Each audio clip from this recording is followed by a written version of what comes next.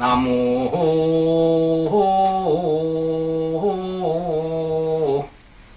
아미타불.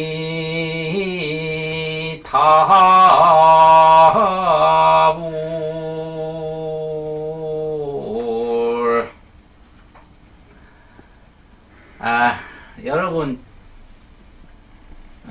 오늘은 그 평등에 어떤 차이가 없이 공평하다. 맞습니다. 공평하다는 뜻인데, 여러분, 뭐, 불자람 다 아시잖아. 오대산 하면 절, 월정사. 그 다음에 상원사. 또 상원사 후에 보궁. 뭐, 대한민국 불자람은 뭐 한두 번씩은 무조건 다 가봤던 데가 상원사입니다. 오대산. 이시술선 때 세조대왕이 그 상원사에 자주 가셨다는 이야기는 뭐 현실적으로 증명이 돼 있잖아요. 이게 세조대왕이 상원사 가서 이제 공양 시간이 됐어요. 공양 시간이 됐는데 그 배식을 하는 동자승이 세조대왕 앞에 가서 이런 얘기를 했어요. 이거사 공양하시오 이러던 거예요. 스님서부터 거기에 있는 신하들이 깜짝 놀란 거죠. 대왕마마 수라상 차려서 수라상 드십시오 이래야 되는데 동자승이 가서 세조대왕 앞에 이거사 공양하시오 한 거예요. 전체 다가 지금 발칵 뒤집혔어요. 이때 세조대왕이 하하하 웃으면서 스님 말씀이 맞습니다. 여기는 절이니까 절에 와서 절법을 따르다 보면은 내가 대왕이 아니라 이거사가 맞습니다. 하면서 세조대왕이 이 동자승에게 배설을 줬죠.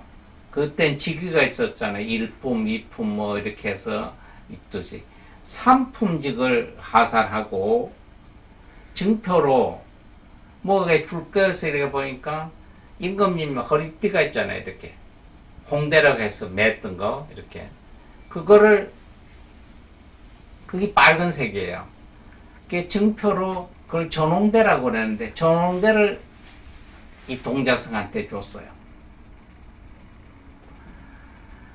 여기 저희는 기억이 납니다만은 저희 나이 연배 때 했던 보살님들이나 거사님들은 아실 거예요. 옛날에는 시골에서 이제 이렇게 양복 입고 이게 어머니 할머니들이 삼배나 무명으로 옷을 만들어 입히고 애들한테요 이 허리띠를 빨간 물을 들여가지고 허리띠 찔끔 맨 거 있었습니다. 이 김 감독님 그런 거 보셨어요? 애들 때 그 전에 빨간 허리띠 맨 거? 이게 왜서 생겼나 바로 이거예요. 세조대왕이 그 동자승한테 하사하면서 전홍대를 빨간 허리띠를 그래서 애들 놓으면은 귀하게 되라고 이때 그 전홍대를 생각해서 빨간 천에 물을 들여서 이 허리띠도 아니에요. 허리띠 양복 바지 내려가라 매는 것도 아니고 그냥 우쩍을 입고 우쩍을 위에 그냥 찔끔 붙들어 매는 거예요. 이렇게 그때 그 빨간 전홍대를 맸던 기억이 있어요. 저희도 매고 다녔댔어요. 초등학교 다닐 때. 동네에 보면 엄마랑 그 애들이 다 이렇게 붉은 띠를 질끈 맸던 게 이게 세조대왕이 이거사 공양하시오 했던 동자승한테 삼품직을 하사하고 전홍대를 냈던 표상입니다. 하여튼 애친 김에 여러분 상원사 가시다 보면 이 계단을 이렇게 올라갑니다. 그 법당 올라가는데 밑에 보면 이렇게 돌로 이렇게 새겨진 게 하나가 있어요. 그래서 보면은 그 지금 형체가 이제 오래돼 가지고 이렇게 마모도 돼 있는데, 어떤 분들은 그거 있으니까 그 뭐 코끼리겠지, 아니면 뭐 해태상처럼 생겼겠지, 어떤 미륵상을 만들어서 했겠지. 그런데 특이하게 그게 고양이상입니다. 고양이상. 앞으로 가시면 한번 다시 보세요. 옆에 있던 요만한 돌이 그 계단 옆으로 이렇게 석승이 있는데, 이게 고양이입니다. 고양이상. 아니, 불교하고 고양이하고 무슨 관계가 있느냐? 많습니다. 세조대왕이 그 상원사를 자주 1년에 한 번씩 간다고 하는 이야기가 있으니까, 그때 뭐 생육신, 사육신 있었잖아요. 그러니까 그 생육신, 그 세조대왕이 조카를 마련했던 것에 반발 세력에 있었던 분들이 언젠가는 세조대왕이 거기 오면은 암살을 해야 되겠다 해가지고 상원사에 이게 가만히 숨어 있었던 자객이 있었습니다. 그래서 어느 날 세조대왕이 그 계단으로 해서 거기 올라가려고 그러니까 고양이가 세조대왕의 그 옷자락을, 도포자락을 물고 못 올라가게 한 거예요. 그러니까 어떤 고양이가 뭐니까 떨쳐버렸는데 또 쫓아가지고 옷자락을 물은 거예요. 그러니까 이상하다 생각하고 법당 아내를, 그 안에 법당 아내를 하니까 그 법당 밑에 자객이, 세조대왕이 들어오면은 해치려고는 자객이 숨어 있었어요. 그래서 세조대왕을 살린 게 고양이다고 생각을 해가지고, 그때는 고양이가 영물이다, 세조대왕을 살렸다 이래가지고, 또 불교에도 이 고양이를 무시 못하는 게, 그래서 그때부터 각 사대부 집안에서부터 고양이를 집에다 키우기 시작했어요. 바로 지금 애완동물로 고양이를 키우기 시작한 게 바로 이런 사건 때문에 고양이를 집에다 키우는 일들이 벌어졌어요. 고양이는 영물이다, 이런 게 그때부터 소문이 났고, 그때 우리 절에 가면 지금 오대산 전체가 월정사 땅이고, 설악산 전체 거짐다 신흥사 땅이고, 또 여기 뭐 서울 같은데 봉원사, 지금 그 앞에 모욕센터 있었고 옆에 한전이 있다가 없어진 이 땅거지가 옛날엔 전체 다 강남 봉원사 땅이었어요. 그럼 봉원사 절에서 스님들이 그걸 사서 드렸느냐? 아니에요. 바로 이 고양이 덕이에요. 고양이 덕. 세조대왕이 각 사찰에다 그 상원사, 월정사다 이야기를 했어요. 고양이가 세조대왕을 살렸으니까 고양이를 먹여 살릴 수 있는 농토를 줘야 되겠다 해가지고 절에다가 얼만침 이만침은 해서 이 절의 땅이다 해서 이름을 붙인 게, 절 땅은 묘전, 절의 논을 묘답, 바로 고양이 묘자를 쓴 거예요. 이때부터, 그러니까 고양이 때문에 대한민국 불교의 재산이 늘은 거예요. 그래서 묘전, 묘답이라는 게 붙였어요. 이것은 무엇가 미뤄왔던 이야기가 아니고 세조대왕 때 직접 생겼고, 그래서 세조대왕이 전 그 나라 사찰에 땅들이 묘전, 묘답을 붙여서 이 고양이 밭, 고양이 그 논 이렇게 해서 이만진 경계선이 있었어요. 그 후에 뭐 어떤 이유, 이런 이유, 저런 이유를 해서 다 팔고 없어졌지만, 바로 이렇게 그 세조대왕하고 상원사하고는 연결이 많이 돼서, 여기서 제일 중요한 건 제가 얘기했던 평등사상입니다. 임금님을 임금님처럼 아니하고 수라상 드십시오가 아니고 이거사 공양 드시오 했던 동자성 때문에, 그래서 평등이라고 하는 것은 여러 가지가 있죠. 옛날에는 남자의 여자의 차이, 돈 있는 사람, 돈이 없는 사람 차이, 또 색깔로 따서 인종의 차이, 또 종교적인 편견의 차이, 이것을 두지 아니하고 똑같이 생각하는, 요새는 평등 사상에서 남녀의 구별이 극히 없잖아요. 어느 정도 없앨 수는 없어요. 왜? 똑같은 손이잖아요. 이걸 그냥 손 했는데 손에는 손등과 손바닥이 있어야 손이 됩니다. 아, 그건 평등이 아니지 않느냐? 손등, 손바닥이잖아. 근데 다 손바닥으로 할 수도 없고 또 손등으로 할 수도 없어요. 우리가 사람 이러잖아요. 사람 이름 남녀가 있잖아요. 남녀. 그러니까 남녀를 구별하는 걸 우리는 차별이라는 이야기를 해요. 요새.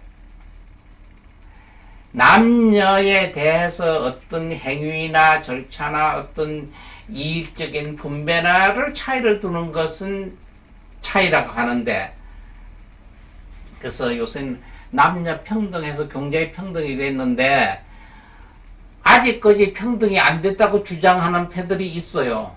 무엇을 하면, 왜 학생 이러면 고등학교 이렇게 하잖아요. 고등학교인데 여고, 그냥 고등학교. 직원하면 그냥 직원, 근데 여직원 하느냐는 거. 남자는 그냥 직원이라고 하는데 왜 여자는 여직원이라 하느냐. 학생 학교 이러면 남자들 다니는 건 그냥 고등학교 하는데 왜 여자들 다니는 건 여고라 하느냐. 이것에서 불평등하다. 이것을 바로잡겠다. 아니 요새 이랬더라고요. 아니 남자를 남자라고, 근데 그래서 남고하지, 남직원 해야지. 그냥 직원하고 여자만 여자를 붙이느냐. 나는 아무리 생각해도 이건 불평등한 건 아니야. 그냥 고등학교 할 수 있어요. 그럼 물어요. 여자들 고등학교 다닙니까? 남자들 고등학교 다닙니까? 이렇게 다시 되물어야 되잖아요. 이건 어떤 구분을 하려고 그러지 평등 사상에 어긋나는 게 아니에요. 아, 남자는 남자고 여자는 여자고 분명하잖아요. 그러면 여고 하려면 남고 이렇게 남자를 붙이라는 거예요. 근데 남자들은 그냥 직원하고 여자들은 여직원 하는데 난 그렇게 하려면 남직원 여직원 하라는 얘기예요. 아, 이게 저희도 맨날 며칠 고민해봤어요. 이게 평등사상, 평등에 어긋나느냐? 저희 생각으로는 그게 아닌데, 또 그 사람들이 이야기하는 논리는 또, 논리를 들으면 그럴듯해요. 근데 이것은 진정적으로 우리가 성차별이 아니지 않느냐, 이렇게도 봅니다. 뭐, 이거 때문에 저희 스님은 저희한테 그게 성차별이 아닙니까를 와서 논하고 따질 사람이 있는지는 몰라도, 그건 다시 한번 생각해봐요. 그건 뭔가를 구분을 하려고 제가 얘기를 했죠. 이게 손이에요, 손. 이거 놨을 때 손인데 왜 손이라고 그러는데 손등, 손바닥, 그죠? 사람인데 남자, 여자다. 그냥 남자는 남고,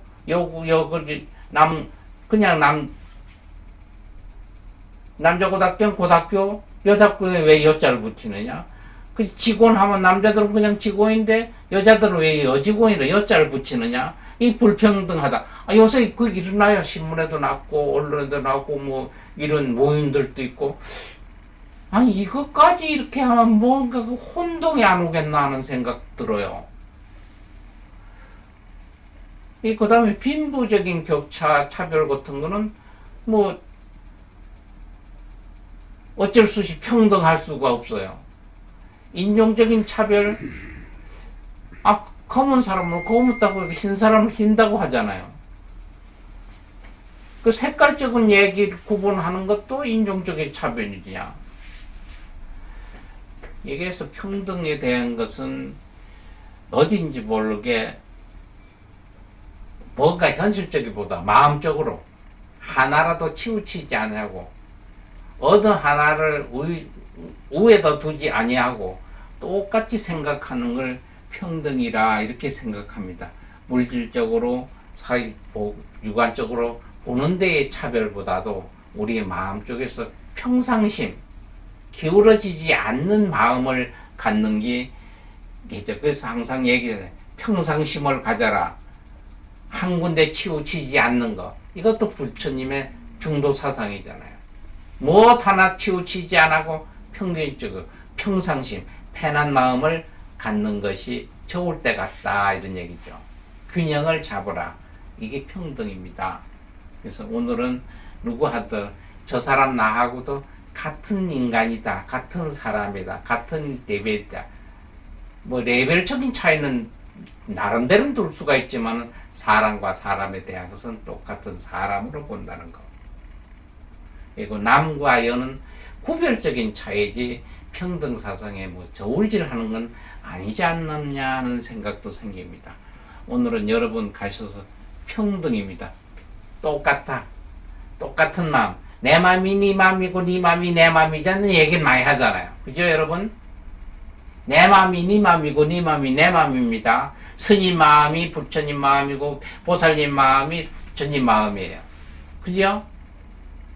스님의 부처님 틀리고 여러분 보살님들 부처님 틀리는 게 아니잖아요. 그죠? 이게 평등이에요. 내가 기도하나 여러분 기도하나 같다. 평등입니다. 남편이 생각하나 내가 생각하나 같다. 평등입니다. 부모님을 자식이 부모님 생각하는 건 딸이 생각하나 아들이 생각하나 같다. 평등입니다. 니는 잘하고 나는 너는 못하고 아닙니다. 큰딸도 잘하고 적은딸도 잘하고 큰아들 딸도 적은아들 딸도 똑같다. 평등입니다. 여러분 그런 마음 가져야 평상심 마음 가져야 편합니다. 아셨죠? 평등. 예, 따라하시고 평등. 네, 곧 맞습니다. 앞으로 여러분 평상심 가지시기를 발언합니다. 감사합니다, 여러분.